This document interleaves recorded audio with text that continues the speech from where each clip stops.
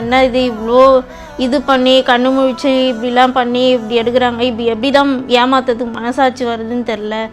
இப்படி ரொம்ப வீட்டில் வந்து ரொம்ப ஃபீல் பண்ணுவார், இவ்வளோ நான் இது பண்ணியே இப்படி கொடுக்காம இப்படி போட்டு விட்றேன் நீங்கள் போங்கன்னு சொல்லிட்டு நம்ம அது எவ்வளோ கஷ்டப்பட்டு நம்ம கண்ணு முழிச்சு அதை எடுக்கிறோம்.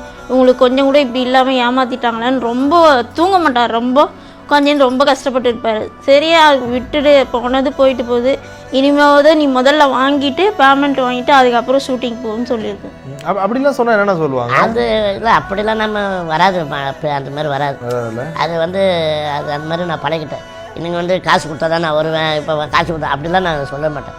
நம்ம அங்கே போய்ட்டு நமக்கு எனக்கு என்ன உழைப்புக்கேற்ற ஊதியம் கிடைச்சா போதும். நம்ம பெருசாலாம் நான் ஆசைப்பட மாட்டேன். என்ன உழைப்புக்கு அந்த ஊதியம் கிடைச்சா போதும். என்னென்னா இப்போ அவங்க சொல்கிற மாதிரி என்னென்னா நம்ம போயிட்டு அந்த டைமு அதுக்குன்னு டைமு இது பண்ணுறோம், உழைக்கிறோம், அதுக்குன்னு வந்து ரிஸ்க் எடுக்கிறோம், எல்லாம் பண்ணிவிட்டு அது கடைசியில் வந்து உழைப்பு தான் இதுவாகுது. ஆனால் அதுக்கு ஒருத்தர் ஊதியம் கிடைக்கலன்னா நமக்கு ஒரு மனசு கஷ்டமாக இருக்கும். சரி இதுவாது கிடைக்கல, அது நம்ம உழைச்சி அது வெளியில் வந்தால் கூட அந்த பேராவது கிடைக்கும், அவரும் இல்லை அப்படின்போது கொஞ்சம் எல்லாமே மனசு இதுவாக இருக்கும். அப்புறம் நல்லா பேசுவாங்க, நல்லா இது பண்ணுவாங்க, நான் அந்த படத்தில் இது பண்ணுறேன், அப்படி பண்ணுறேன், இப்படி பண்ணுவாங்க. அங்கே போனால் அங்கே இருக்காது, வேறு மாதிரி. இதெல்லாம் நிறைய ஏமாத்தலாம் நிறைய நடந்துருக்கு. அதெல்லாம் சகஜம். அதெல்லாம் தாண்டி நம்ம சைடில் நம்ம போயிட்டே இருக்கணும்.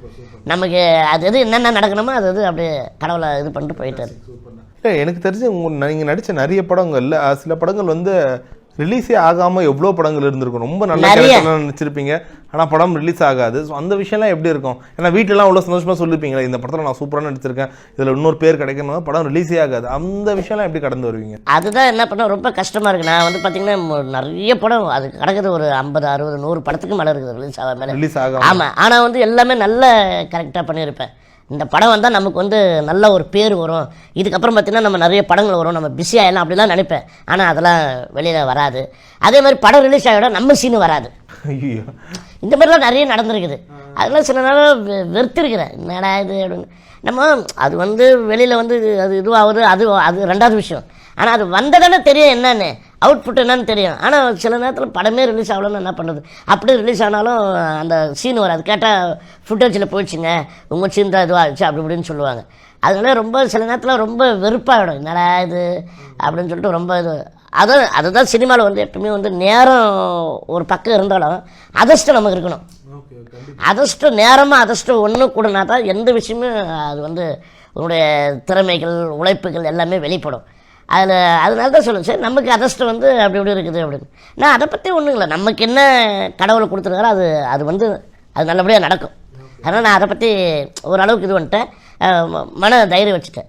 ஆனால் இன்னொரு விஷயம் என்னென்னா, அதுலேருந்து நான் இப்போ ஒரு படம் பண்ணிட்டு வரேன்னு வச்சுங்களேன், அதை சொல்ல மாட்டேன். நான் இந்த படத்தில் பண்ணியிருக்குன்னு நான் சொல்ல மாட்டேன்.